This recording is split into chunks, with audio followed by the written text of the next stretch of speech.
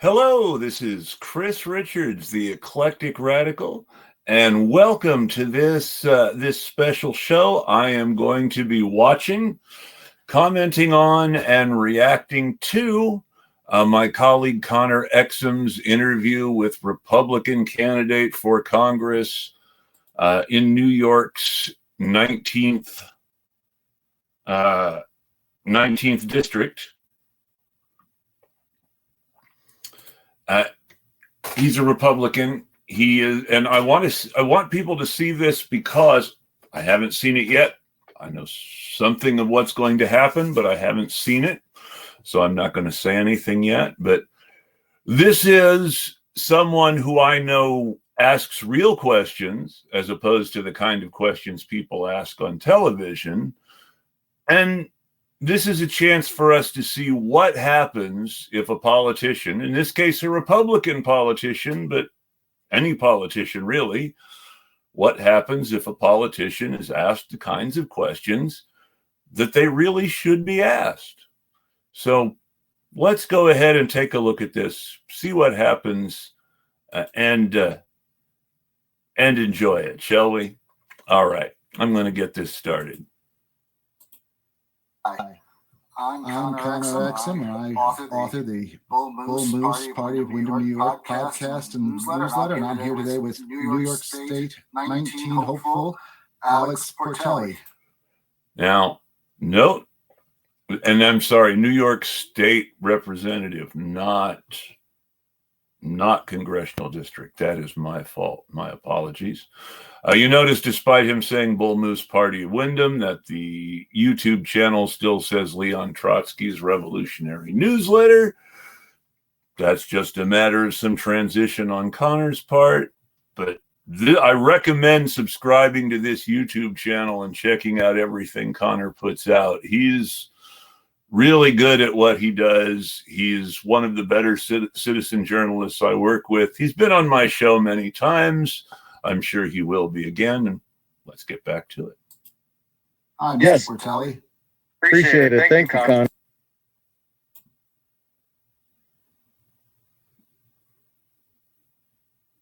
Portelli. Yes, Portelli. Appreciate it. Thank you, Connor. Glad to be here. So I was great. I was looking at your website. And can you tell us a little bit more about you? Because that seems to be you have a lot of platform that we'll get into in a minute. But who are you exactly? Yes. So I live in Otsego County. I'm born and raised in upstate New York. I'm just a private citizen, taxpayer. I've got a family, and like most of us, I think, pretty not happy with the way things have been going for a long time. I think not happy with the way things, in the state and the federal level. Now, I noticed he didn't say what he does for a living. He said he's got a family. He said he's a taxpayer. Didn't say what he does for a living. I may look that up later if it doesn't come up. There's a lot of issues I feel that just don't get talked about. They're not even brought up. And so I decided I'm going to run and try to give these issues a voice and fight for them and make them front and center. Okay. All right. So do you have any prior experience with local government or any government at all? No. I do business and I do real estate. I have my private things I do, but I'm a private citizen. There he does. He does business.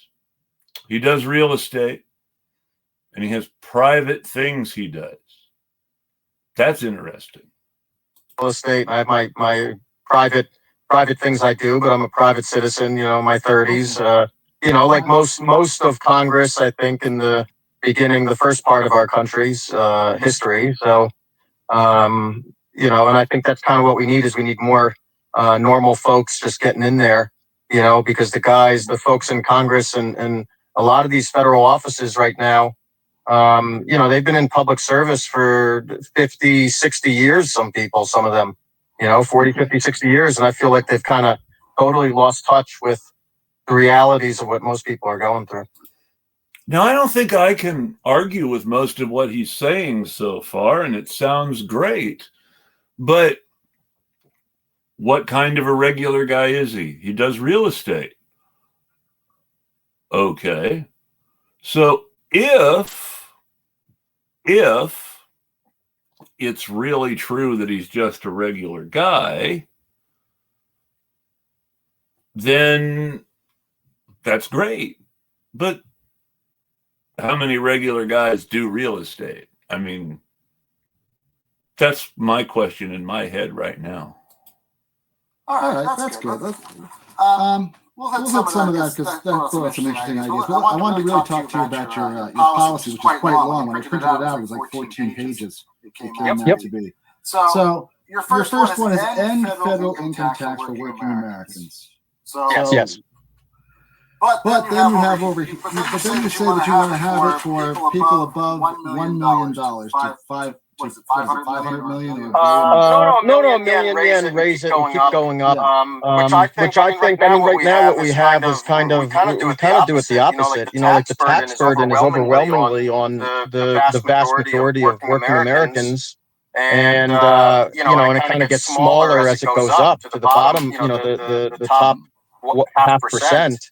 And I really think we just need to reprioritize the entire structure, the entire way we do taxes. It's not as far-fetched as people would think when you kind of look at how much money the federal government spends. No, it's not. I was just trying to clarify.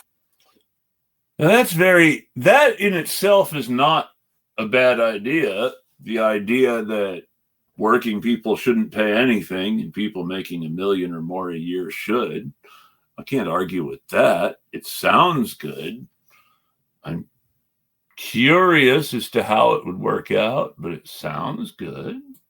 Clarify, because I was confused by some things about it. For example, you have you want to remove it, but really you want to reduce it. You want to make it a more progressive tax.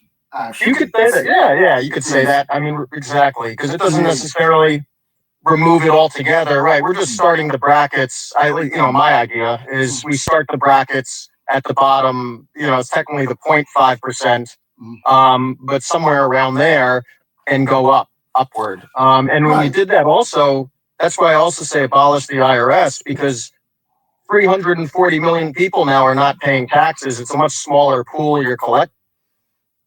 Now here I got to break with him entirely, because if you're only going to tax rich people are better at avoiding taxes and more likely to evade their taxes, you're kind of going to need tax enforcement, aren't you? Let's listen to this again. That's why I also say abolish the IRS, because 340 million people now are not paying taxes. It's a much smaller pool you're collecting from, so you can consolidate those duties where you don't even need an IRS, really. The Treasury Department could go back to it. Well, I don't know. I think you want a designated pro. Yeah, the idea that the Treasury Department doesn't really do anything. Treasury Department agencies do things. You can't really get rid of the IRS unless you're empowering another Treasury Department agency. Which one? Program that's looking at taxes all the time, because the more you're taxing them, the more likely they are to want to try to avoid these taxes, and that's our big problem: is tax avoidance, right? Right. Your chart looks something like Norway does, right? I mean, they only have 3 brackets, and it goes from like 0 to 13%, then 13 to like 33%, and then 33 to like 67%, or it used to around 2009. They've changed it a lot since then. But I mean, people have a lot simpler tax brackets, so I understand that and I agree with that. But I was concerned with the idea that if you take away the IRS, right, then you leave a lot of space there for people to not monitor the people that are most likely to avoid taxes, right, which are the ultra wealthy. Right. Well, it's more consolidating, because I think that's another big problem we have is, I mean, the federal government's bigger than ever. We have more departments than we've ever had, 2 to 3 times what it was when you or I were born. Mm-hmm. And, and yet still nothing. I feel like that kind of contributes to a lot of the problems we have today. So with that idea, it's because there we are. The government's too big. We've got to make the government smaller. this starts feeding into more of what I would expect from a Republican. Still nothing. I feel like that kind of contributes to a lot of the problems we have today. So with that idea, it's because basically almost every American now is not paying income tax. It's a much smaller pool. Abolish the IRS, but consolidate those duties to a department in the Treasury Department, which would kind of be what it was constitutionally supposed to be. The Treasury Department was supposed to be responsible for these kinds of things, and that it could. The Treasury Department is responsible for these kind of things. It does so using a Treasury Department agency called the IRS. He seems to think there's some sort of abstraction by which the IRS isn't the Treasury Department, and the IRS somehow needs to be consolidated back into the Treasury Department.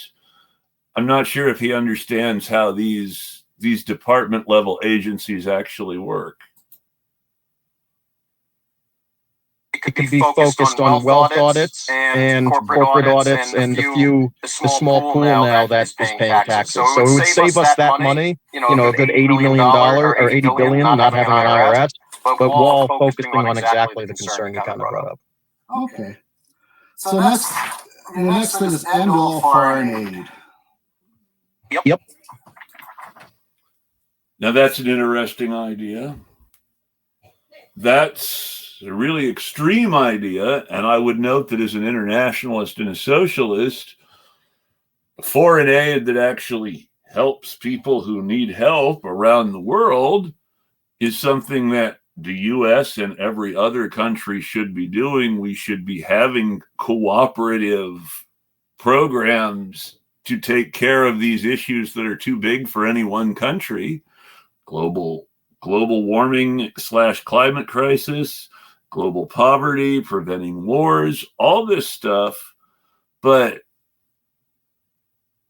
I don't think you can do this without wealthy countries sharing the wealth with poor countries.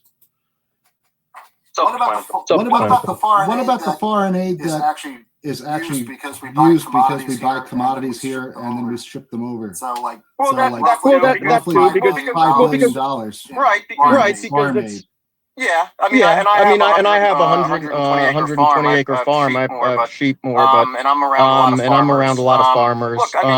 Look, we don't need to tax us. How many regular guys have a 120 acre farm? It seems like he's got a lot of stuff going on once again for a regular guy. Maybe too much stuff to be running for Congress.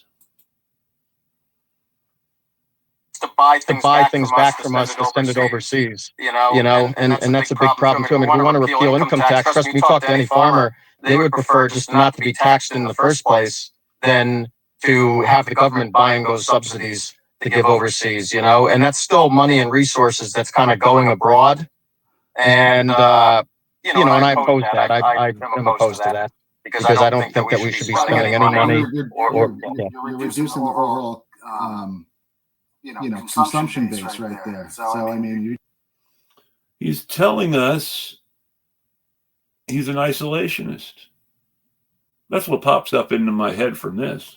Take $2 billion out, you're going to raise the prices of things because you're a farmer, right? You're not going to produce as many sheep. Well, no, because here's the thing: it's actually going to lower the price because when you produce something, you grow something, a product. You're always going to sell it, and if you can't sell it right away, you're going to drop your price until you do sell it, so, and especially when it comes to food.